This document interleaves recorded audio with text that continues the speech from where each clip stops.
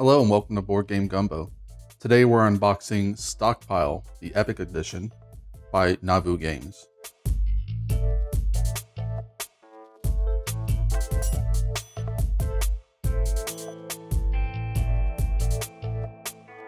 This is a game that plays 2 to 5 players in about 45 minutes. So you may already be familiar with Stockpile. It came out in 2015, but over the years, the designers have been adding small expansions to the game. And now they have this last Epic Edition with all the expansions that they've made up until this point. So here we have our rulebook. Stockpile is a game about playing the stock market, buying stocks and selling them, and essentially trying to have the most money at the end of the game. We have the board here. So there's 2 ways to play the game. On this side of the board, you see that all the stocks are the same. And what they'll do is the stocks will gain or lose value during the course of the game. If they ever get to the side here, that means they split. Essentially one stock that you own becomes 2 stocks, and then the board resets. And if they get down here, that means the stocks bust. And if you own any of the stocks at that time, you lose all of them. So this is one way to play the game. The other way to play is the other side of the board. And on this side of the board, you can see that the individual stocks have different lines. So you'll see here that the computer stock has a very short line, which means that it's more likely to split, but it's also more likely to bust. And you see here down the steel stock doesn't get as high a value. It only goes up to a value of 5. But these little dollar signs mean that they pay dividends every time they cross one of these spots going forward. They'll pay dividends based on how many stocks you have. So either 1,000 per stock you own, or if you see 2 money symbols, 2,000 per stock you own.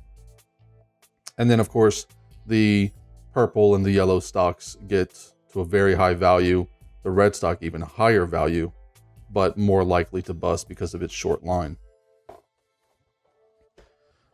So most of the game is going to be based off of bidding, which is where these calculator symbols come at the bottom of the board. And you're going to be bidding on stocks mostly, but occasionally some other cards, especially if you're playing with the expansions, there are additional cards that you'll be bidding on during the course of the game. At the beginning of the game, you will put out 1 card from this deck, which will obviously be shuffled, into each position here, up to the number of players. So in the first 3 positions with 3 players, and then adding the 4th and 5th position if you're playing with more. The first card on each row will be drawn randomly from the deck, and they will go face up. So you'll know which card you're bidding on. After that, each player will be dealt 2 cards randomly from the deck, and they will decide from those 2 cards that they gained. They will put 1 card face up on any row they choose, and then the second card they will put face down. It could be on the same row, or they could put it on a different row. So through the course of a round, these different rows will accumulate cards. And then once everybody's played their cards to the different rows, you'll get to the bidding phase. And that's where you see these marks here. Each player will have a player pawn, which we have here. And you'll place your pawn saying, I will pay 1,000 for this row of cards. Now somebody behind you may also want that row of cards, so they may choose to jump your bid. They have to bid higher, but they could bid as much as they want. So they could say that I'm going to pay 3,000, in which case you get your meeple back. And when it gets back to your turn, you can place your meeple somewhere else. You can even jump their bid again, saying that, oh, I'm going to pay 10,000 for this one, and they get their meeple back. At the end of each round, you're going to pay whatever you bid, and you're going to collect all the cards from whichever row you've won. Now, what you're ultimately trying to do is you're trying to gain the most money. And there's a couple ways to do this.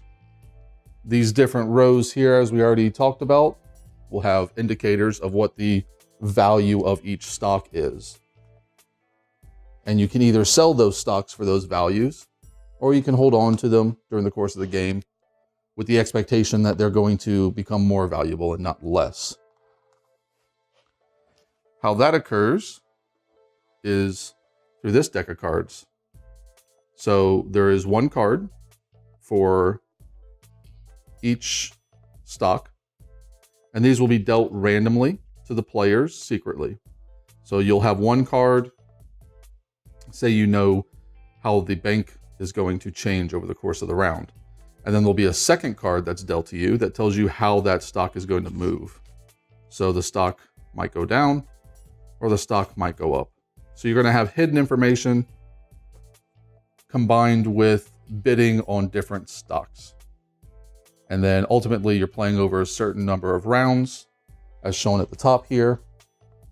And at the end of the game, the person with the most money is going to win. There are quite a few extra things in this game because of the several different expansions. This is just a marker denoting what round you're on. But we have, for instance, this board here. This is the forecast board, and these little pieces here will just punch out like so.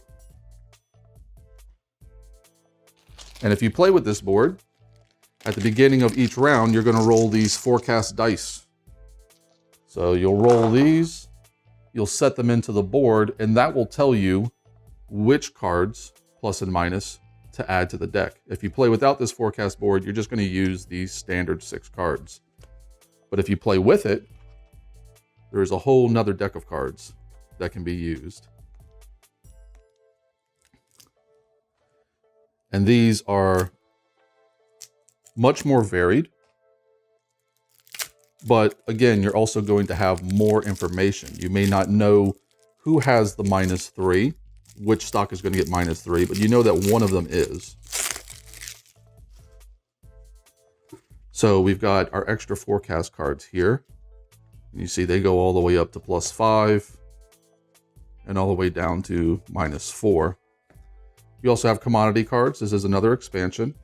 And after everybody has played their cards to their different rows here, each player will be given one commodity card that they have to play face up to any row that's currently out.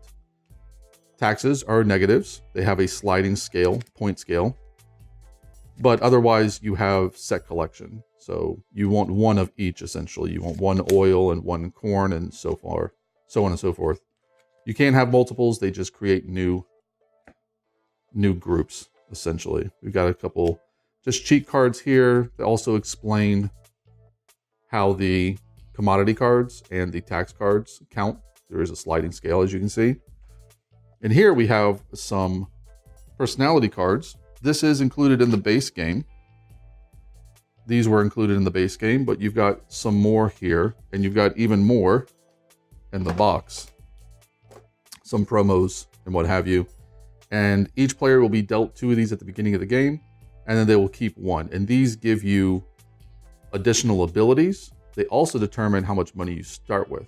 So this person, for instance, when you get to the sell phase, he sells, but then after everybody sells, he can sell again. So he can see what other people are selling and maybe decide that he wants to sell other things. This person only starts with 18,000, but at the end of each round, he's going to earn 1,000 for every commodity card that he has. And a lot of these are very tongue-in-cheek. You've got Billionaire Bill, who starts with just a whole bunch of money, but no special power. And you've got Discount Donald, who starts with not very much money. His power is that whatever he bids, he actually bids a spot less. So if he bid 10,000, he would actually pay 6,000 for his row.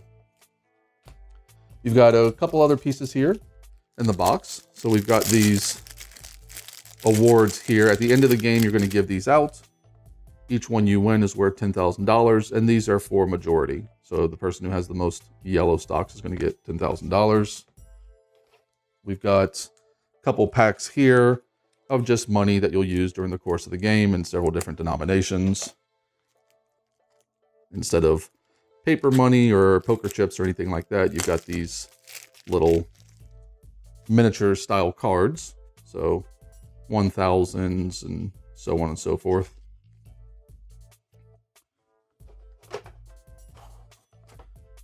Another package of money and also bonds. Bonds is another expansion.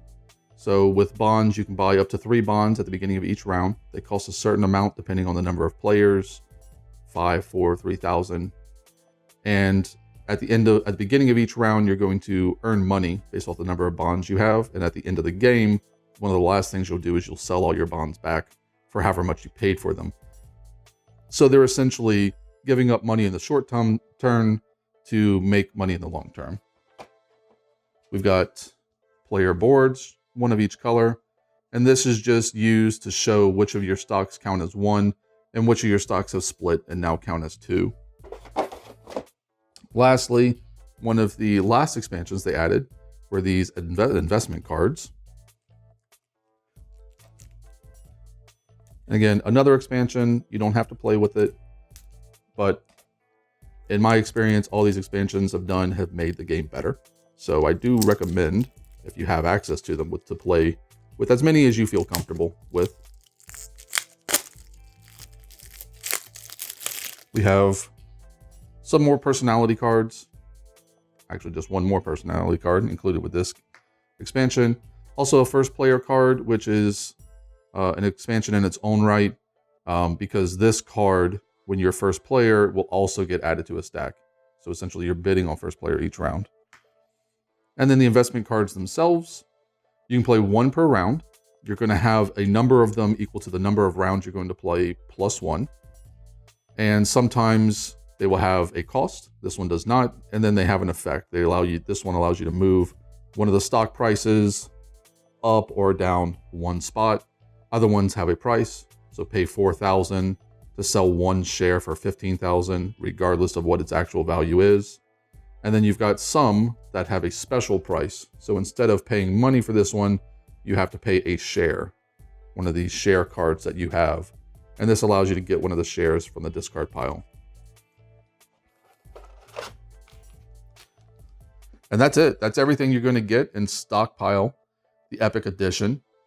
You can find the retail version, which is obviously not going to have all of the expansions here, but it's still a very enjoyable game. As I said, in my personal opinion, the more expansions you have to this game, the better. They are all good, and they all add to the game.